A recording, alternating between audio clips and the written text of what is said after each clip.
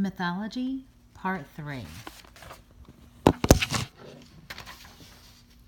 Long before the surviving manuscripts were first penned, the Greeks had that ever-growing body of mythological stories and characters. Apparently, Greeks already knew these stories. The myths were like a central casting agency, readily providing characters and plots for poets and playwrights looking for material. Homer's epics grew out of legends from the Trojan War. Likewise, playwrights such as Sophocles did not invent new material, but they retold the existing stories with some occasional variations in the plot. These myths formed more than just an anthology of favorite stories, for they contained the beliefs and the culture of the Greeks. We often use the word myth to mean something widely believed, but clearly not true. So, we may say, it is a myth that all Italians sing opera, or that all Scotsmen are tightwads. By the way, 2 non-opera singing Italians have been located, along with a Scotsman who spent money wildly one weekend. For our purposes, a more useful meaning is that myths are stories or explanations about the commonly held beliefs of a culture. Myths may be rooted in true events, but exaggerated and distorted, or myths may be totally fictitious, but still illustrate popular beliefs. The power of the myth is not historic accuracy, but the general truth it portrays.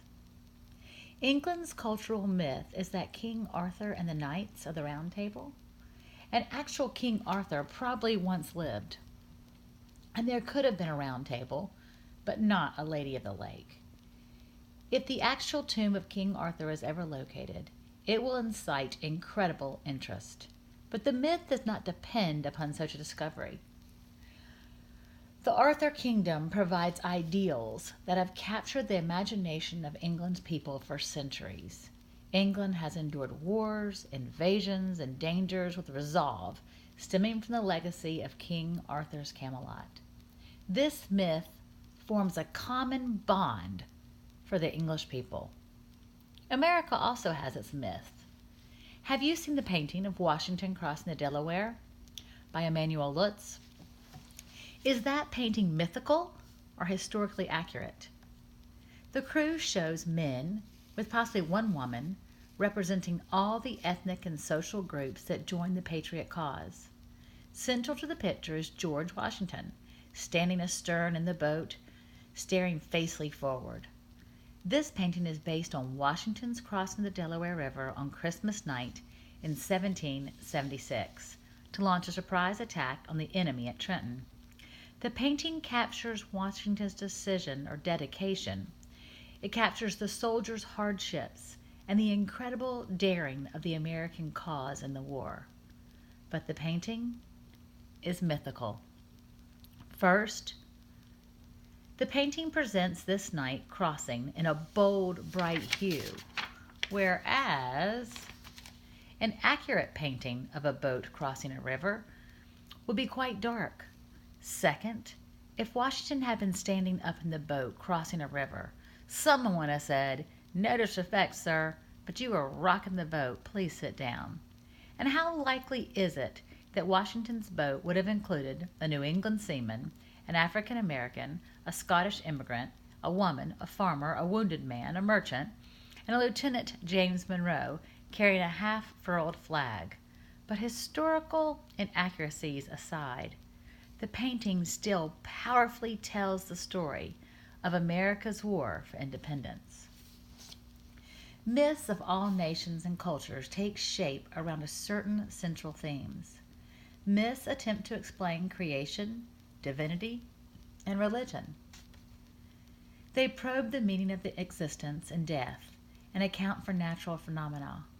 Finally, as in the case of the Washington painting, they chronicle the adventures of national heroes. All myths are pictures of a culture. All myths are pictures of a culture. If you understand the myth then you understand the culture. Change the myths, and you change the culture. Myths are evidences of the common beliefs and, as such, are evidences of a culture's religious foundations. Mythological beliefs reveal the heart of a culture.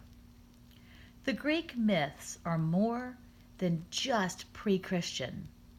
They are also anti-Christian. As Tolkien noted, myths contain splintered fragments of the true light.